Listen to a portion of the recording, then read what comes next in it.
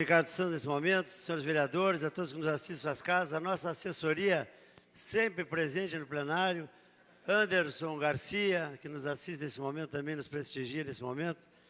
Eu queria me retratar em relação ao nosso assessor jurídico, Joaquim Folha, até quero cumprimentá-lo, porque nós enviamos a esta casa um projeto de lei de número 8342, datado de 11 de novembro, que de forma tranquila, o senhor presidente desta casa, nosso querido articulador e sempre presidente Ademar Fernandes Jornel, no dia 13, enviou a assessoria jurídica para que desse um parecer.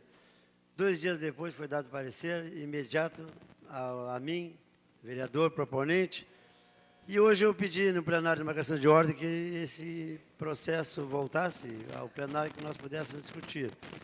O presidente, numa parte, disse que o projeto era ilegal. E me conforta, porque pelo menos eu não pratiquei uma inconstitucionalidade, uma vez que foi pedido um parecer antes. A minha preocupação é que 57 dias ficou na presidência, sem vir a minhas mãos para a análise do projeto. Por isso eu suscitei hoje a iniciativa de discutir, e entendo eu que não existe nada pétreo, que já temos paralelo nesse sentido, outras situações em outras cidades, e o parecer foi feito para que satisfizesse a ambos os lados. O parecer diz que parece, pela lei ordinária, ele diz também que pode ofender os princípios da legislação orçamentária, quer dizer, pode, não tem nada definido que ofenda os princípios. Ele diz também que parece ferir o princípio da autonomia dos poderes. Então, na verdade, para esclarecer ao público que nos assiste, esse projeto de lei, ele é um projeto que trata a respeito da doação de um percentual do excedente da Câmara de Vereadores, do orçamento anual, para as fazendas terapêuticas de recuperação de drogados do nosso município. Então, eu vejo assim, como, infelizmente não estou nesse momento aqui, vereador, a família Amaral, Vicente Amaral e Rafael Amaral, pena não estarem presentes, mas eu quero então transformar esse projeto, uma vez que tem essa dificuldade inicial, que possamos passar, a vereadora Rafael Amaral nos abana lá do fundo, está prestando atenção na nossa fala, nós queremos pelo menos transformar numa proposta, numa proposição ao presidente da Câmara que possa, então, de forma justa, legal, quem sabe buscar caminhos para que essas fazendas terapêuticas, que um trabalho fantástico faz em recuperação dos jovens drogados, fazendo com que se reintegrem à sociedade. E até gostaria de ler a justificativa desse projeto, se me permitirem. Esse projeto de lei se justifica a partir da grande função social realizada pelas fazendas terapêuticas, que tratam dos dependentes químicos, que proporcionam um tratamento muitas vezes gratuito para os dependentes, obtendo em vários casos sucesso no tratamento da dependência química e assim proporcionando a reinclusão social e familiar de muitos dependentes.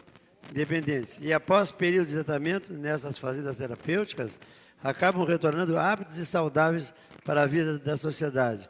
Então, foi uma tentativa minha de buscar uma rápida e melhor recuperação dos nossos drogados, que muitos se proliferam em nossa cidade. Mas eu quero, senhor presidente Ricardo Santos, tão atento à nossa fala nesse momento, transformar pelo menos numa proposição. Vou tratar disso, já que é uma proposta e o presidente, através da sua assessoria jurídica, novamente, vai poder fazer a devida análise. Mas eu queria rapidamente falar sobre IPTU, que muitos não aguentam ser cobrados, mas nós estamos preparados para o confronto. Somos cobrados diariamente, temos justificativos de sobra pelo nosso voto favorável, embora algum aqui disse um dia que só o Marcos Cunha tinha tido voto consciente, embora tenha até os contrários, e até como é que se diz, a abstenção também foi consciente do meu entendimento. Então, nós somos muito cobrados. Mas eu quero cumprimentar aqui, colocar a TV Câmara, uma matéria jornalística, por favor, do jornalista Jandir Barreto, que eu há muitos anos aprecio a sua escrita, onde ele fala num ponto crucial aqui. Ele diz que, em relação a propósito, o Estatuto das Cidades, vereador Marcos Cunha, ele preconiza Sempre que possível, os impostos terão caráter pessoal e serão graduados segundo a capacidade econômica do contribuinte. Então, ele fala aqui, como é feita a cobrança do IPTU. Poucas matérias jornalísticas tiveram esse conteúdo tão eficaz como esse aqui, no meu entendimento, didático, bem elaborado. Então, quero cumprimentar e, se possível, passar para os anais da Câmara, que eu entendo importante nesse processo. Porque a nossa função da Câmara hoje é representar a população. E hoje tivemos um exemplo. A população estávamos preocupados, muitos estávamos ao sol, na fila. Foi um dia típico, segundo o secretário informou aqui da Receita, muitos funcionários não foram trabalhar no dia de hoje, alguns, onde, claro, onde tinha um aparato todo especial lá para atender a população, ficou aquém no atendimento. Mas até o meio-dia foi tudo resolvido, graças a Deus. Tivemos fotos, eu estive lá na parte da manhã, participei também do processo, fui buscar informações.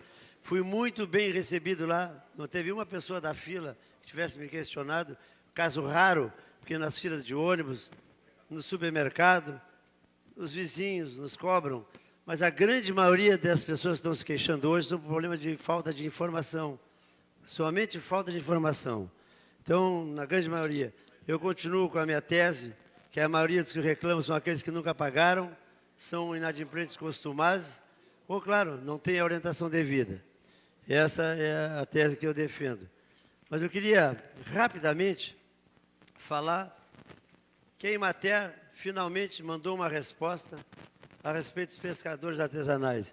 E, de forma surpreendente, hoje eu vi um dos maiores arroxos da história desse país, quando o ministro Mercadante, ele declara nos jornais sobre intervenção no seguro-desemprego do pescador artesanal, no abono salarial, no seguro-desemprego comum. Eu vejo, assim, uma agressão ao trabalhador, que todas as conquistas ao longo dos anos estão sendo pouco a pouco retiradas. E eu que vinha defendendo o pescador lá da Z3, do São José do Norte, do país inteiro, porque a lei é feita para todos, né? Através dos defesos que foram criados, todas as conquistas estão sendo retiradas uma a uma. As mulheres das colônias de pescadores, não só as mulheres, mas a grande maioria mulheres, estão perdendo seus direitos, a cada dia pedem mais e mais, e agora com esse confronto com o governo federal mais uma vez, está no jornal Correio do Povo de hoje, infelizmente eu não trouxe o jornal, até não temos tempo para ler, mas é mais uma agressão ao trabalhador, que mais uma vez confiam no governo federal as políticas públicas e estão sendo retiradas desse processo. Mas é importantíssimo falar nesse momento é sobre um dos maiores fraudes dos últimos anos no Rio Grande do Sul, que é o PRONAF. E o nosso pescador foi enrolado direitinho, bem direitinho foi enrolado mais uma vez, quando o governo federal, por não termos representatividade, mais uma vez, por não votar em representantes, vão depender mais uma vez de suplente, que na verdade não passa para papagaios de pirata, porque não tem poder de decisão. O que acontece? Os pescadores da nossa cidade, que eu devo falar especialmente, perderam 2 parcelas de um salário mínimo cada uma, foram constrangidos a receber, através de uma lei estadual, lei 51 mil, uma migalha de R$300 em uma única parcela, e por um erro do Banrisul, teve casos que receberam 2, 3 parcelas, 119 pescadores, que não é pouco, ficaram fora do processo na nossa região de São José do Norte, São Lourenço, Rio Grande e Pelotas. E, segundo informações da Emater e do Governo do Estado, da Secretaria de Desenvolvimento Rural do Estado do Rio Grande do Sul, não tem como pagá-los, porque não tem mais condições financeiras de suportar esse esvaziamento dos cofres públicos. Então, está se afastando o governo farso, como eu digo, com mais esta mácula, onde passou a perna mais uma vez, foi criar um projeto, eu digo um projeto ilegal, na sua origem, porque transforma os pescadores comuns em pseudo-agricultores, tiveram todos que se filiar ao PRONAF, e, infelizmente, ficaram vários pescadores fora do processo, passando fome com as suas famílias, e, não, infelizmente, vão ficar fora do benefício. Mas é uma das políticas públicas, e nós que temos defendido tanto aqui nossos pescadores, vamos ficar à mercê. Mas eu quero dizer que não vai ficar assim, nós vamos continuar com o nosso trabalho de representatividade dessas classes menos favorecidas. Já temos agendado no dia 13, por ironia do destino, no Ministério Público Estadual e Federal, uma audiência para que possamos tratar desse assunto. Então, eu quero, nesse momento, não esquecendo, saudar mais uma vez a presença dos vereadores aqui, Antônio Correia, nosso pastor Valderez. Seja bem-vindo nessa casa, um dia de muito trabalho nessa casa. Hoje ainda não, estamos apenas no aquecimento das turbinas, mas vamos trabalhar juntos para que possamos ter uma Pelotas melhor para todos. Tendo em vista o término do meu tempo, eu quero desejar a todos um feliz ano novo, de muita saúde, muita prosperidade, a todos que nos assistem, e até a próxima oportunidade. Muito obrigado.